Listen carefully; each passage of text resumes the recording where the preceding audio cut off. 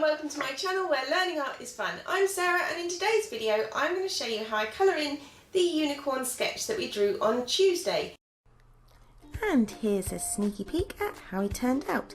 If you'd like to see how I drew the outline of this realistic unicorn, I'll put a link to that video in the card above. And if you like this video, please consider subscribing so you don't miss out on any future videos.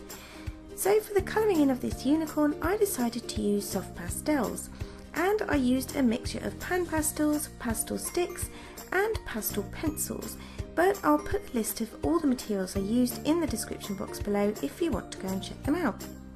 So I started off applying a base layer of white pan pastel using a foam applicator.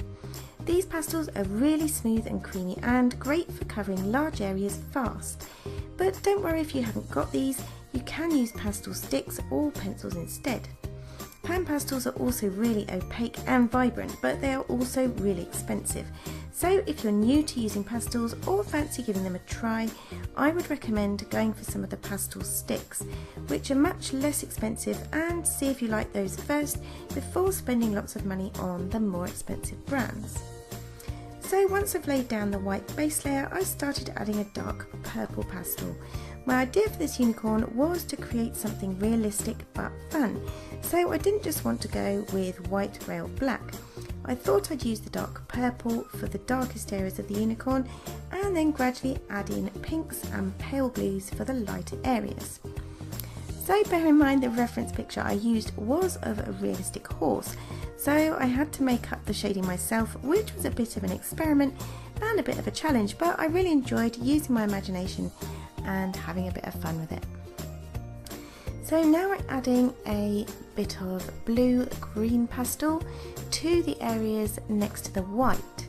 And the good thing about pastels as well that I love is that you can blend them together really easily, build up layers and lift up any mistakes with a kneaded eraser. So they really are very forgiving and easy to use, just a bit messy. So it's important to put a piece of tissue or tracing paper under your hand when working so you don't smudge the drawing.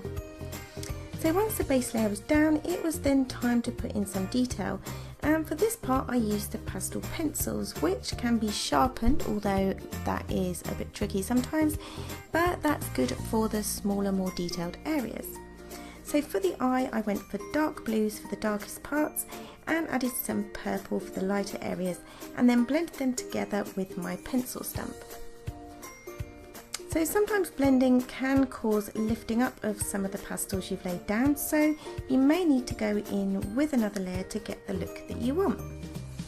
And just to say, if you haven't got any blending stumps or tortillons, you can make your own, and I'll put a link to that video in the card above because I have got a video on that and it's really easy to do. But if you don't want to do that, you can just use tissue, cotton buds or your fingers as an alternative.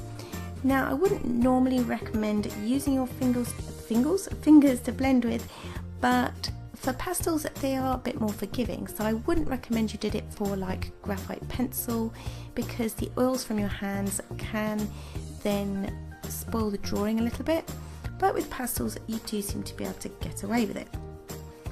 So for the ears, as for the eyes, I did use a dark blue and purple mix for the darkest areas inside the ears, with pink, pale blue and white on the outside of the ears, blending with my paper stamp between each layer. And as I added the darker areas, so areas like the eye and inside the ear, that kind of darker area made me then realise that I needed darker areas on other parts of the drawing, so under the unicorn's horn for example, so I then went in with another layer to darken that up. And with pastels, normally I would recommend working from the top to the bottom of your page and left to right as well, if you're right-handed that is, and that's just to minimise smudging. But with this picture I was playing it a bit by ear because it was all kind of from my imagination. I hadn't really, although I did plan out what I wanted to do, until I put the pastels down I didn't really know how it was going to turn out completely, so I did move about quite a bit when I was doing this, and added things, then went back and added different colours, and kind of it was a bit more unpredictable, and I really like that. But just to say that if you are going to be moving around your picture, do make sure that you've got something underneath your hand to protect your work, because you don't want to smudge your drawing. And at this point I haven't mentioned the paper, so I will just mention the paper. I've used it quite a few times before, and it's the Strathmore grey tone paper, which has got a little bit of texture to it. I wouldn't recommend using the Strathmore tan tone paper for pastel, because I did that in the past and the surface of the paper is a lot smoother. It hasn't got any texture, so it was quite difficult to get the pastel pencil or the pastels to kind of stick to the surface of the paper. But although this isn't a specifically pastel paper recommended for pastels, it is just a sketch paper, it does tend to work really well, and I like the fact that that grey tone really makes those white colours pop out. And it's really good for kind of practicing and getting a really nice effect. If you're not familiar with pastels, it's quite inexpensive as well, because some pastel papers, especially I think it's the pastel matte paper, are really quite expensive, and you wouldn't want to kind of fork out that kind of money if you were just practicing or beginning in this medium.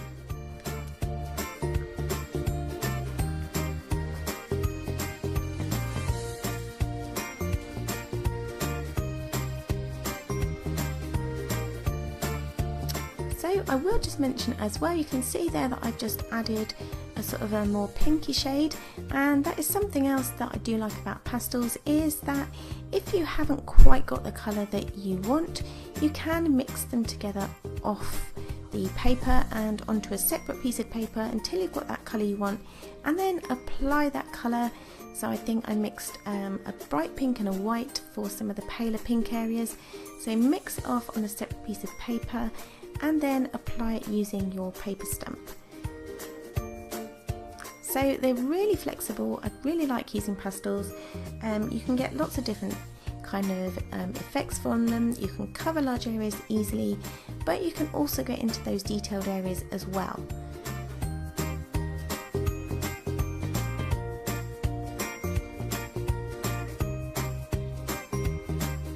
So now for the main area, and this was an area I was a little bit worried about, because although you can get a bit more detail in with the pastel pencils, you still can't quite get a sharp point like you can with, say, coloured pencils, and they can be really tricky to sharpen, as I mentioned before. So using them kind of for hair and things, you can get some really nice effects and kind of layering again, but I was a little bit concerned that you couldn't get the sort of the fine flyaway hairs like you would be able to do with coloured pencil. But I really like the way that I managed to get the colours going from the dark purple through light purple, and almost I think I used a sort of a greeny mint coloured sort of pastel, and then added some blue as well.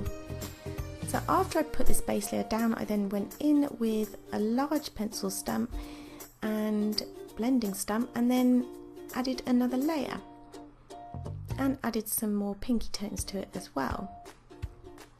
But then I thought I would have a go at adding some colour pencil, because I have seen some other artists on YouTube add colour pencil over the top of pastel, and I've never done this before. I didn't think it would work because pastels are quite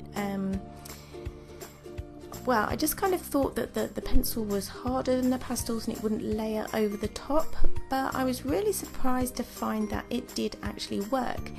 And so I kind of got the best of both worlds with this technique. So I was able to put in those fine details and add details to the eye that I couldn't get in with my soft pastel pencils, and also add some sort of flyaway hairs for the mane and other areas that I didn't think I'd be able to get that detail with. So I was really pleased about that, and I'll definitely be using this technique again. And as I say, it was quite a surprise because soft pastels tend to be a bit looser on the paper, they can move around a bit, and I thought that'd be quite different to the colour pencils, so I was quite surprised, but it did kind of come together.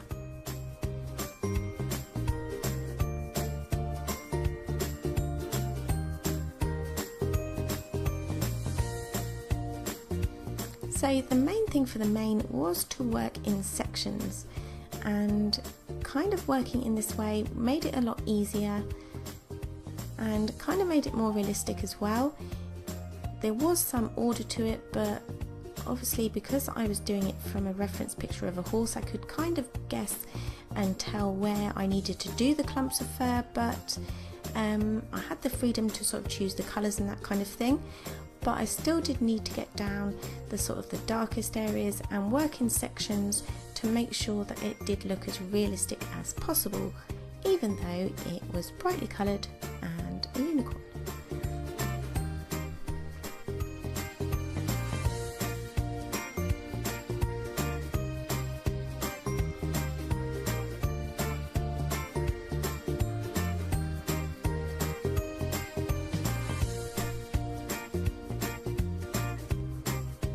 And the other good thing that I found with the pencils, adding the colour pencil on top, you were able to get some really nice highlights even after you place the darker areas down first, because normally if you were doing pencils over something, you kind of end up with a less bright white if you were going over a darker area.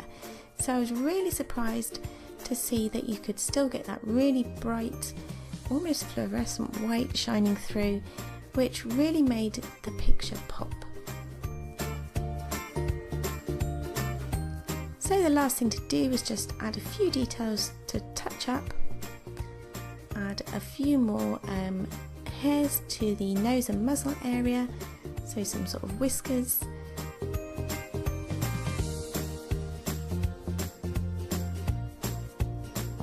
And some eyelashes as well.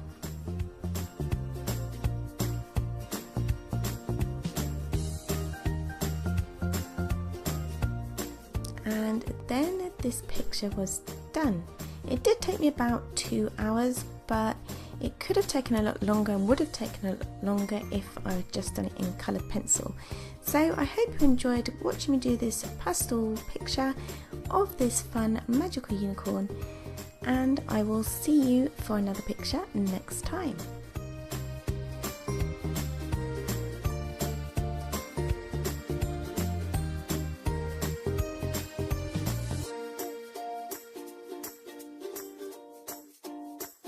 Well, that's all for today, everyone. I hope you've enjoyed using pastels to colour in our unicorn sketch. If you have liked this video, don't forget to give it a thumbs up, comment and subscribe to my channel, and I'll see you all very soon. Bye.